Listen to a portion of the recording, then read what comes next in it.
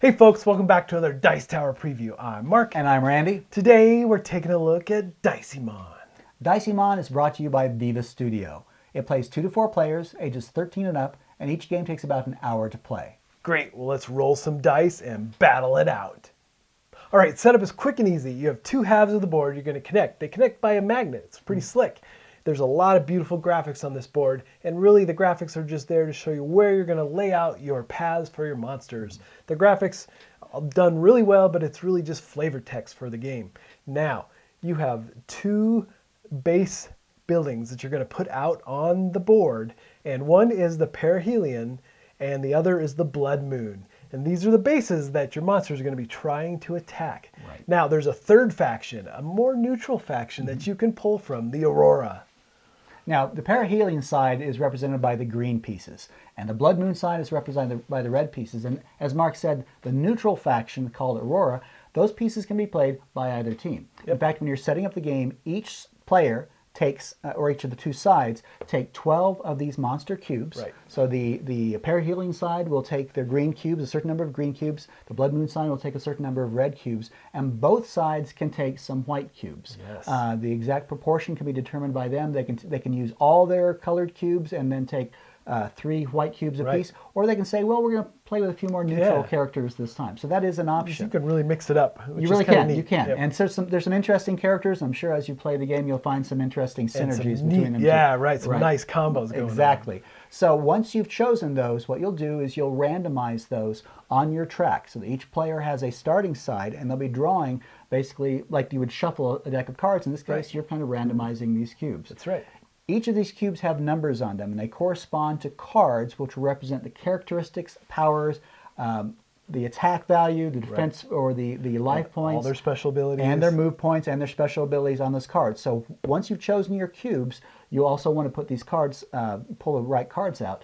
The key here, though, is that those cards don't have to be sequenced the same way the cubes on the track are. Right. When you actually summon the monsters, you can go through that deck and pull the appropriate monsters. Correct. At the very beginning of the game, you decide who goes first. And the way you do this is each team turns over the top card of their monster deck.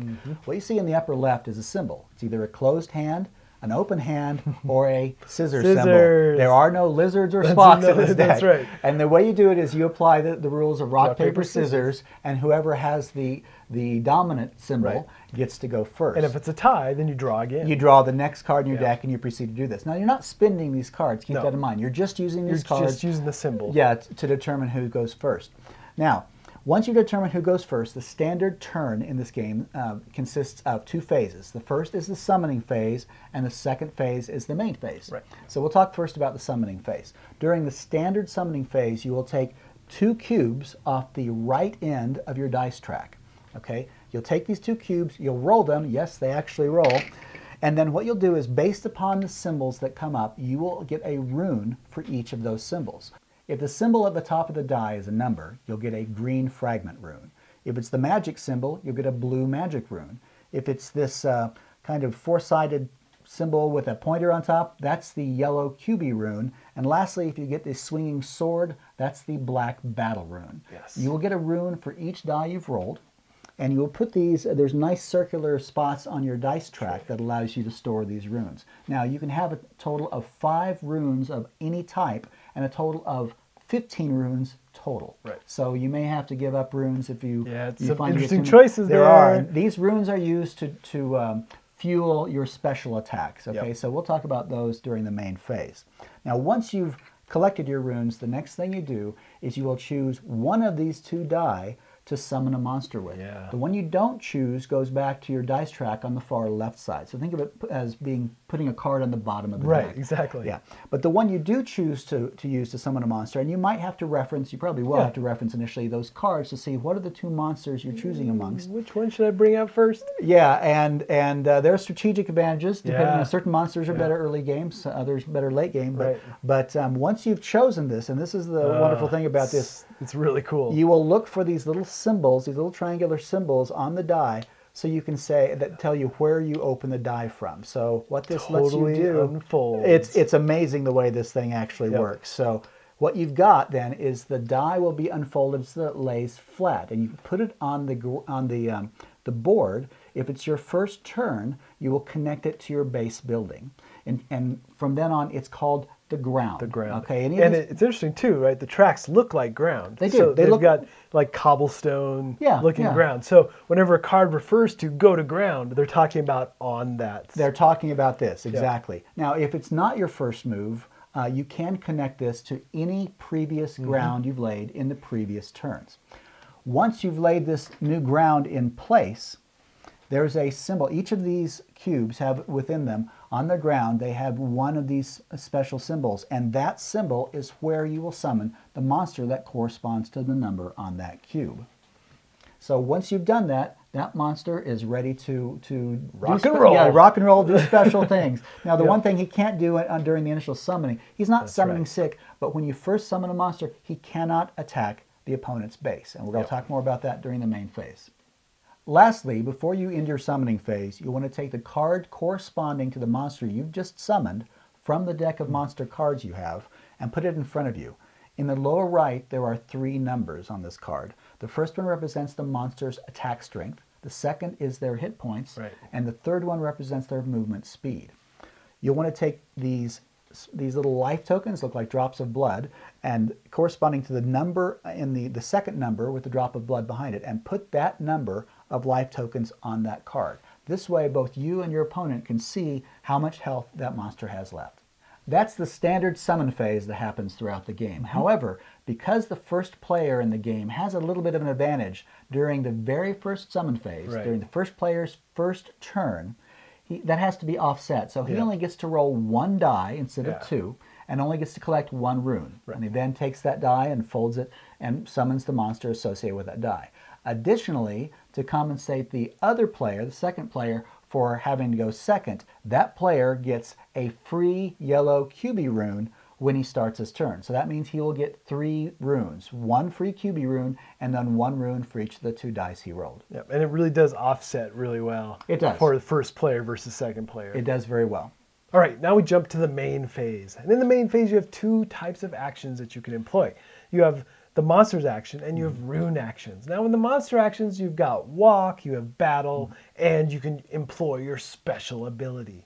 Now let's talk about walk real quick. Walk, there's a basic walk, and you can walk just step by step along the ground or the terrain. And if there's a monster in your path, you can't walk around it unless there's ground that lets you walk around it. Exactly. And now, there's 3 special types of walk, right? There are. Yeah. There is fly, which allows you to basically ignore the step-by-step action and fly to your destination. So you can go off the ground Yes. and land on ground, several steps away. Right. And then there's ghost walk that allows you to move through other monsters and end up on the other side of them or in between 2 of them or however you need to do it. But you can't land on top. Right. Again, you have to be in your own square. Yeah. And then finally, there's a teleport walk. So teleport is just like fly, pretty much, but it doesn't negate your normal walk. Right. You can combine the 2. Yeah. So that's pretty slick as well. Now, the fun begins, the battle action, right? This is where the guts of the game. And really, the battle action is pretty simple and straightforward. It is, it's very much so. So as you move along and you come in contact with another monster, you can begin your battle. Now, it's really important to note that if you battle a monster before you move, you can't move after the battle. Right. So all your movement needs to be done before you attack. So when you attack, you're going to compare at the bottom of the card what your attack value is versus theirs. Right. And basically you're going to attack simultaneously. Yeah. So you both are going to do damage each way. Now, there are some pluses that can happen. They employ the rock, paper, scissors again, and the dominant rock, paper, scissors icon in that battle will get a +1. Well, the attacker gets it. The attacker gets yes, it. the attacker but not the defender. Right. So it's a very simple equation there. Each of you will apply your attack value and subtract it from the opposing monster's health. Right. So it's very possible you both could die in that battle. Yep. Mutual destruction. That's right. Another possible action is special abilities on your creature. Now, all your creatures and all these monsters have special abilities in their bottom left corner, and they require runes to activate in general, but some are no cost. Right. But they do have some other requirements too. Some happen once per turn. Some are auto-activate, and some allow you to do 3 times per turn. And they do varying things greatly, like allowing you to destroy monsters further away from you, because in general, when you are battling, you have to be next to the monster. So these powers really can aid you, and then how you might channel or chain them together might be pretty interesting as well. Because all of during your turns, all of your monsters can do an action. Yes. So what's interesting here is many times your monster strength, the numbers in those lower right, are indirectly proportional to the value of his special abilities. You might have some really weak monsters out there with really amazing powers, and vice versa. So it's going to be important that you defend your characters that have the most power, because they're usually the weakest. Yes, indeed. There are 3 types of rune actions that can be done during your main phase. Now, these can be done anytime during your main phase, either before or after your monster actions. The first is called Monster Reborn, and it's exactly what you think it is. It is a way of resurrecting one of your monsters, and it costs you one of these yellow QB runes. This can only be done once per turn, but once you do it, you bring the monster back. That's if a monster has died, you will have placed it on the, let's find that monster right here. You will place it on your card. So the monster dies, you place it on your card, and you tap it, meaning that it's dead. Now, when you do Monster Reborn, what you do is you spin one of these yellow runes, you put your monster back out in one of the summoning points on your side of the board, and you repopulate its health, but you leave it in its horizontal face, because what that indicates is that you have resurrected it once with the Monster Reborn power. This is his last life. It is, and if he dies again, basically, you turn the card face down, the monster's out of the game for... Totally. Yeah, totally. So that's the first type of rune action you can perform, is Monster Reborn. The second is called Rune Strike. Now, we mentioned these summoning points, and something you can do that if people have been summoned and they've stayed on that spot, or if they've ended up on that spot unintentionally, you can use these green fragment runes, and you can do 1 point of damage to any monster on a summoning point. And you can do this repeatedly. So if you happen to have stockpiled up to 5 of these things, you could potentially kill a monster that happens, or monsters that are on summoning points. You got to be careful of where you leave your monsters, because this could really hurt. It could. So as you see your opponent starting to stockpile these green ones, beware. Beware. The last thing you can do, and again, it involves these, is you can do rune exchange. So you can turn these green fragment runes into whole runes. So think of just combining a bunch of fragments into one of these other types of runes. You can take 2 of these fragment runes to create one of these black battle runes. It also costs you 2 of these green fragment runes to create one of the blue magic runes. But because the QB runes are so powerful, not just for resurrecting with the Monster Reborn action, but also there's a monster that his special power is spinning one of these to destroy a monster entirely. It costs 3 of these green fragment runes to exchange for 1 of the yellow QB runes. You can do this exchange multiple times during a turn. All right, so how do you win this game? Obviously, you're trying to destroy the other monsters on the opposing team, but really, the reason you're building these paths is so you have a way to reach the opponent's base. And once you get to the opponent's base, you're going to have to hit it 3 times, just like any good boss monster. You got to attack it and hit it 3 times. And again, as Randy said earlier, you can't summon next to it and then hit it. You can summon next to it, but then you can't attack it. You can't attack it. It's not, and like you said, it's not summoning sickness. It's just a protection for the base, really. So the cool thing about these bases is that the different sections of the bases, pieces come off to represent when you've attacked and destroyed a part of it. So, you got to keep an eye on your base. You got to keep an eye on the monsters around it. There's lots of things going on here. So the first player to destroy his opponent's base is the winner. That's right. All right, folks, as a reminder, once again, this has been a Dice Tower paid preview. Everything you've seen here has been in prototype form, and the rules still might be in flux, so keep an eye on the campaign. However, this is one heck of a prototype. It is. All these molds and these figures and characters and all the artwork is just beautifully done. If this is a prototype, I'm pretty excited to see the final published version of this. Now, I think the one thing I like most about this game is the dice, right? Big, huge, chunky dice that unfold and create the terrain. That's pretty cool. So this is the first time you've ever heard that Mark likes dice. Actually, it is a very innovative concept, and we were surprised at the fact they're durable. We didn't have any problem with them breaking, and the fact is they unfold quite well.